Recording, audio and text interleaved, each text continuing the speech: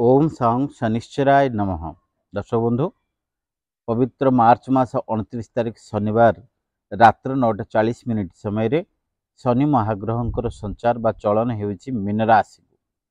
पूर्व भाद्रपद नक्षत्र मीन राशि को शनि संचार आपण मानव पय किछि शुभ दब किछि अशुभ दब।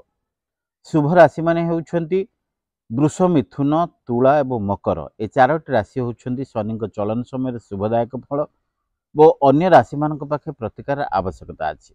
विशेषकर सावधानता राशि माने होउछंती मेष राशि आउ जोड़ा कि सिंह राशि वो कुंभ राशि आ मीन राशि। ए चारिटा राशि संपूर्ण सतर्कता सहित समय काटंतु। मेष राशि पाई निहायती भाव रिष्ट कष्ट, सिंह राशि पाई मृत्युवत पीड़ा एवं विशेषकर कुंभ राशि पे स्वास्थ्यजनित पीड़ा, कैरियर नष्ट, मृत्युवत पीड़ा मध्य।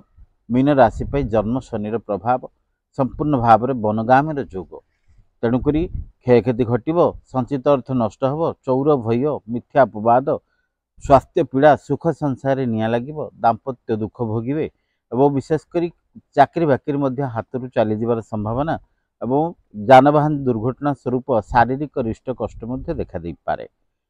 किंतु विशेष भाव में शुभदायक शनि चलन समय शुभाशुभ राशि माने जोटा कि आपणकर वृष राशि, मिथुन राशि एवं तुला राशि, मकर राशि को छाड़देले अन्य राशि मान पक्षे निहायती प्रतिकार आवश्यकता अच्छी। तेणु शनि चलन पर आपणकर प्रतिकार स्वरूप 29 तारीख सकाल सूर्योदय पर आपण शनिदेव को दर्शन स्वरूप मथारे चंदन टीपा लगे नील अपराजिता पुष्प को शनिदेव को अर्पण करंतु एवं विशेषकर घोड़ा नालर मुदी तैयारी हाथ में आप पिंधतु एवं जदि पारुछंती शनिदेव उद्देश्य कला राशि एवं लुहाकंटा पकई गोटे कला दीपर राशि तेल द्वारा दीप अर्पण करंतु एवं महादेव मंदिर कि शनिदेव मंदिर में आप अढ़ई घरा परिक्रमा करंतु।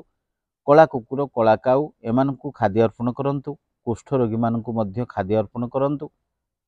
जदि पारुछंती बाड़ी अँलार चेर को आपण एक लुहा डेउरिया भितर भरी करंतु। 108 थर ओम सं शनिश्चराय नमः यही मंत्र अभिमंत्रित करी पुरुष हेले जोटा कि डाहाण पट डेणारे, नारी हेले बाम पट डेणारे आपण धारण करंतु। देखिए आपणकर शनिदेव किसी क्षति करें ना, कारण शनि होउछंती न्यायवंत प्रतीक एवं सत धर्मर देवता।